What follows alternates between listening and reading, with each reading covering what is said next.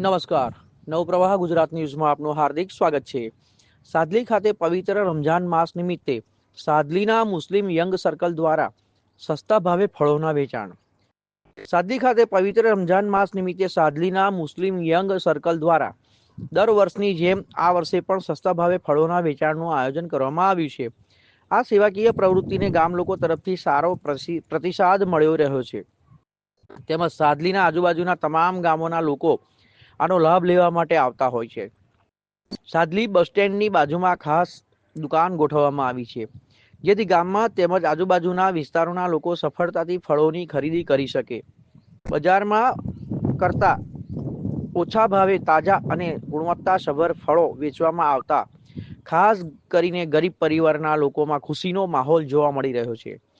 મુસ્લિમ young સર્કલના સભ્યો દ્વારા હિન્દુ અને મુસ્લિમ બંને સમાજના લોકો સમાન રીતે ફળો આપવામાં આવે છે, જે ગામમાં સામાજિક એકતા અને સૌહાર્દનું સુંદર ઉદાહરણ પૂરું પાડે છે.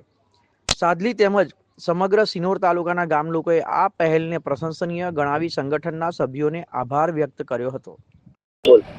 સાદલી નૌજવાન કમિટી તરફથી દર વર્ષની જેમ આ વર્ષે પણ રમઝાન માસ નિમિત્તે